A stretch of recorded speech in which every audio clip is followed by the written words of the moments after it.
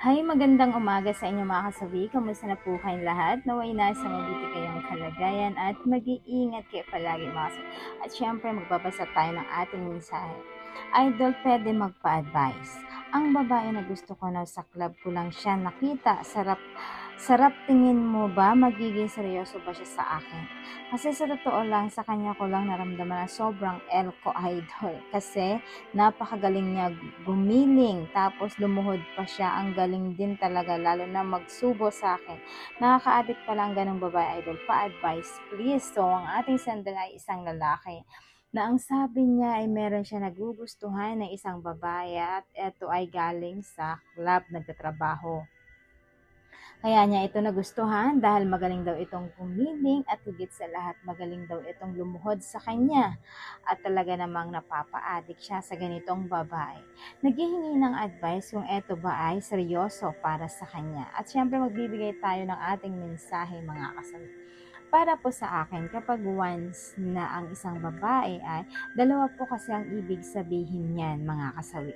Kapag ka ang isang babae ay virgin mo pa ito nakuha, at eto ay, ibig sabihin seryoso yan sa'yo. Kasi nga, sabihin nakapagtrabaho lang yan sa club na hindi niya kagustuhan.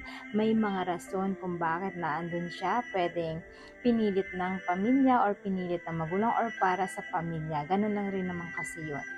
Pero kapag ang isang babae naman ay hindi na ito virgin na nakuha nyo, tapos sobrang galing na ito, ibig sabihin yan, maaaring ginawa lang niya yung kanyang, trabaho. Kaya siya ay napakagaling gumiling sa inyo.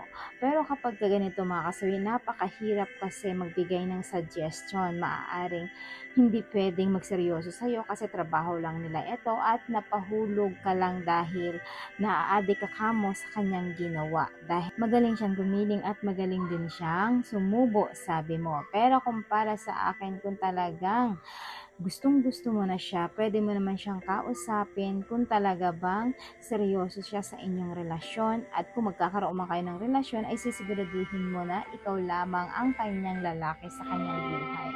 Kasi mahirap magmahal ng ganitong babae, baka mamaya ay mawawmali ka. Kumbaga, kaya lang niya ginalingan dahil part lang yun ng kanyang trabaho para naman pabalik-balik, para naman bumalik at bumalik ka sa kanya. Kaya niya ginawa yung part niya na talaga sobrang ginagalingan niya. Pagkagiling at talagang magaling siya. Kumain din ng inyong mga, alam niyo na yun mga kasabi.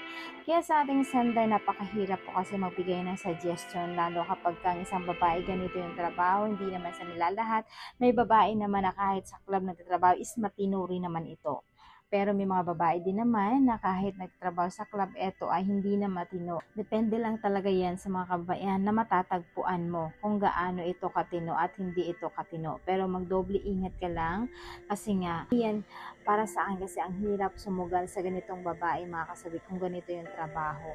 Lalo-lalo na kapag sa nightclub mo siya nakita, nakilala, baka mamaya ay lulukuhin ka lang din talaga niya. So, double ingat ka lang mga kasabi. Yun lamang po yung ating suggestion sa ating sender. Maraming salamat po sa patuloy na pagsuporta niyo sa akin, sa walang sawang pag-share at pag-comment. Sa mga hindi pa po nakapag-subscribe mga kasabi, pwede na kayo mag-subscribe, pwede na rin kayo mag-follow para updated kayo sa topic ko araw-araw. Magandang umaga.